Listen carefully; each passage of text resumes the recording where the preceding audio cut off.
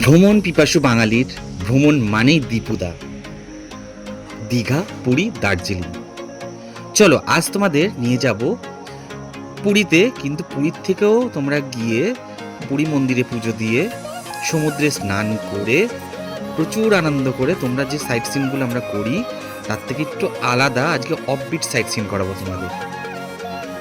Offbeat site scene মানেই হচ্ছে আজকে তোমাদের প্রথম এপিসোডে নিয়ে যাবো আমি নয়াগড়ের রাম মন্দিরে, যেটা পাহাড়ের উপরে। পাহাড় মানে বুঝতে পারছো, পুরীতে গিয়ে সমুদ্র তার সঙ্গে পাহাড়, বেশ ব্যাপারটা কিরকম এক রূপায় মে দো দো লাড্ডু হলো না।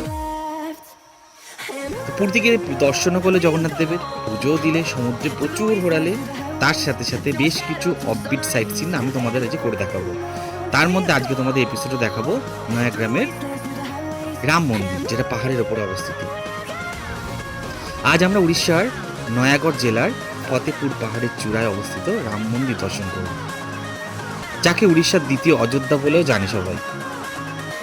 সমুদ্রপৃষ্ঠ থেকে প্রায় 1800 ফুট উঁচুতে গিরি গোবর্ধন পাহাড়ের কোলে অবস্থিত এই মন্দির। 2022 সালে 22শে জানুয়ারি অযোধ্যা রাম মন্দির যেদিন উদ্বোধন হয়, সেই ঐতিহাসিক দিনেই এই পাহাড়ের উপর মন্দিরটি প্রাণ প্রতিষ্ঠা করা হয়। এর নির্মাণ কাজ শুরু হয়েছিল 2017 সালে। ঐতিহ্যবাহী কলিঙ্গ স্থাপত্য শৈলীতে তৈরি এই মন্দির। এই রাম মন্দিরের স্থাপত্য শৈলীতে গঞ্জাম মা তারা তারিণীর মন্দিরের অনুরূপ।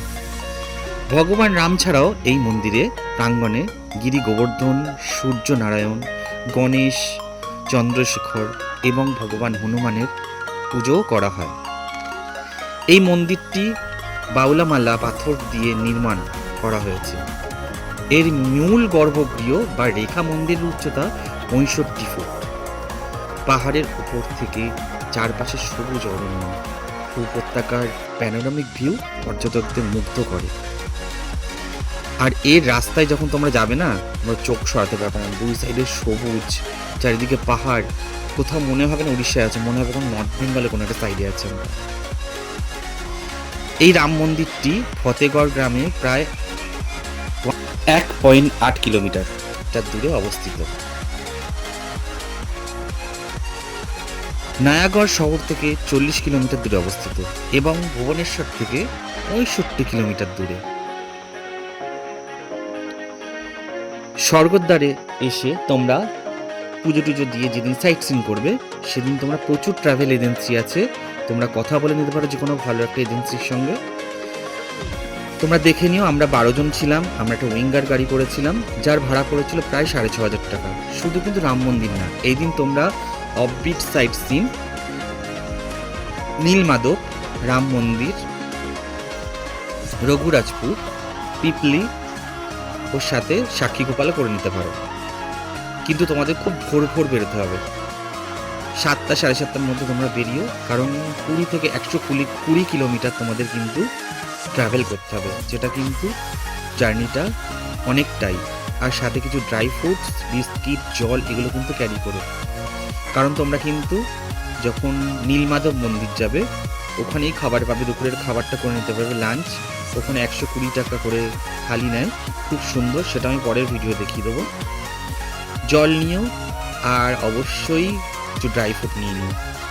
আর দুই সাইডে সবুজ, যখন ওই দেখতে দেখতে সিনিক বিউটি যাবে না, কোনো সময় বোরিং ফিল করবে না, একটুও বোরিং ফিল করবে না। তো ভাড়াটা তোমরা গাড়ির যাচাই করে নিও, একটু কম বার্গেটিং করো।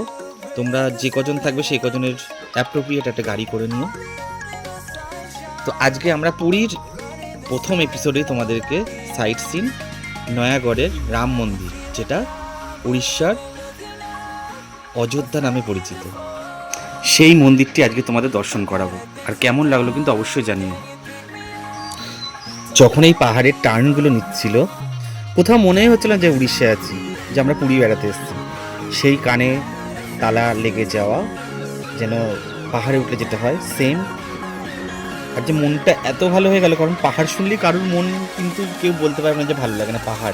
পাহাড় আর সমুদ্র, যাদের ভালো লাগে পাহাড়, তারা কিন্তু এই ভিডিওটা দেখে খুব মজা পাবে। আর এই যখন উঠছিলাম না, কি যে মজা হচ্ছিল, কি যে ভালো লাগছিল, তোমাদের বলে বোঝাতে পারবো না, এক কথায় অনবদ্য। নর্থ বেঙ্গলে মনে হচ্ছে দার্জিলিং, সিকিম, গ্যাংটক এরম সাইডেই যাচ্ছে, জাস্ট এই ফিলটা হচ্ছে মাইন্ড ব্লোয়িং।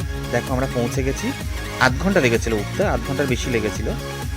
তো মন্দিরে আমরা পৌঁছে গেছি, অসাধারণ মন্দির, বেশ কিছুটা উপরে উঠতে হবে। তো খানিক দূর এগোতেই আমরা দেখলাম পার্কিংয়ের জায়গাটাও আর সবে নতুন তৈরি হচ্ছে। তোমরা যখন যাবে নিশ্চয়ই আশা করছি তখন আরও ভালো পরিবেশ পাবে। এখানে থাকার ব্যবস্থাও হচ্ছে। এই যে দেখো, জাস্ট অসাধারণ ভিউ না? এটা কোনো সময় মনে হবে যে এটা তোমরা পুরীতে আছো, উড়িষ্যায় আছো। আমি যদি না বলি তোমাদের, তোমরা বুঝতেই পারবে না এটা পুরীতে আছো তোমরা। তো আমরা এই জাস্ট পাহাড়ের অনেকটা উপরে উঠলাম, উঠে রাম মন্দিরে পৌঁছালাম। চলো তোমাদের ঘুরে দেখাই। আর হ্যাঁ, যখন মন্দির উঠে তখন কিন্তু জুতো নিচে রেখে ওপরে উঠতে হবে। আর জুতো রাখার জন্য কিন্তু এখানে পার হেড 5 টাকা করে একটা চার্জ নেওয়া হয়, তাছাড়া কিন্তু এক্সট্রা কোনো চার্জ নেই। আর হ্যাঁ, তোমাদের বেশ কিছু সিঁড়ি কিন্তু তোমাদের ওপরে উঠতে হবে।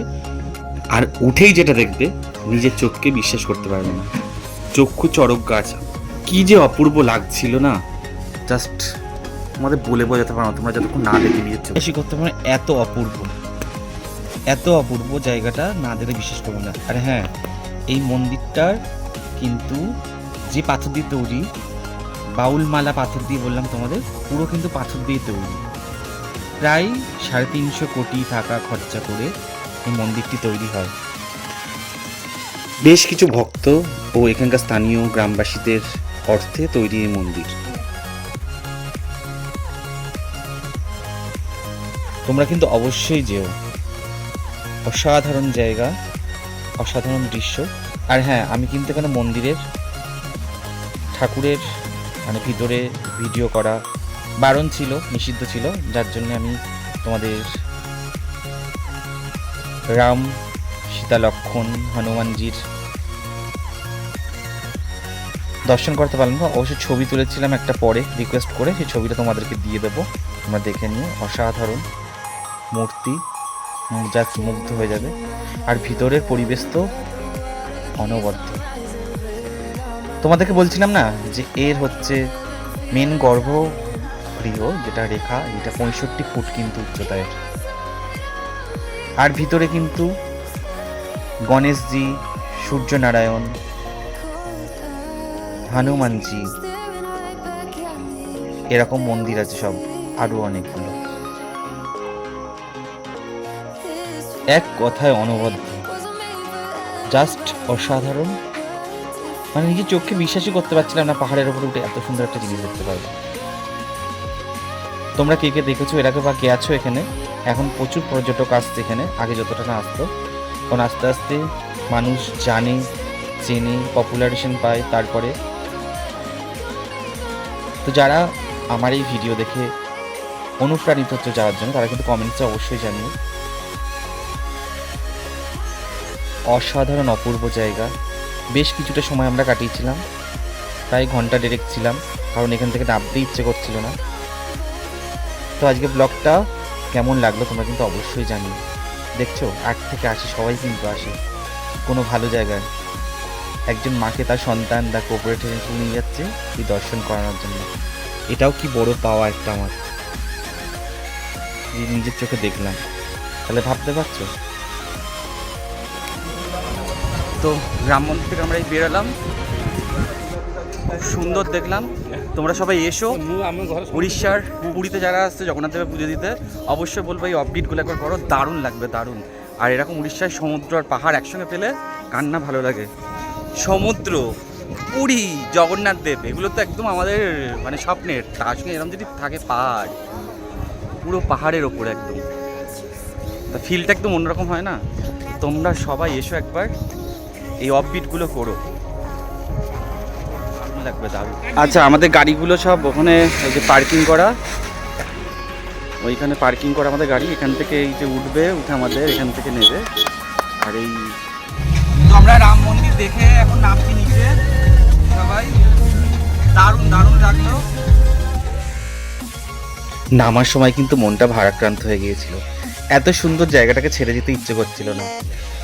যেমন ওঠার সময় দুই চোখ ভোরে সবুজের সান্নিধ্য পেয়েছি। নামার সময় কিন্তু সেম টু সেম। প্রচুর পর্যটক যাচ্ছে গাড়ি নিয়ে, ইভেন বাইক নিয়েও আসছে। অসাধারণ রাস্তা, প্রায় রাস্তাটা কাঁচাই আছে 90%। রাস্তা তৈরি হচ্ছে পার্মানেন্টলি। তবে আমি বলবো তোমরা বর্ষাকালটা অ্যাভয়েড করো। যখন এটা রাস্তাটা পুরোপুরি পার্মানেন্টলি তৈরি হয়ে যাবে তখন যেও। বর্ষাকালটা অ্যাভয়েড করো। যারা শীতে বা শীতের পরে বসন্ত হেমন্ত এরম দিকে আসতো তারা কিন্তু আসতেই পারো। তো আমরা দেখো পাহাড় থেকে নেমে নামছি কাঁচা রাস্তা ধরে। কোনো অংশেই মনে হচ্ছিল না বন্ধুরা আমি উড়িষ্যায় আছি বা পুরীতে আছি। মনে হচ্ছিল পাহাড় থেকে নামছি।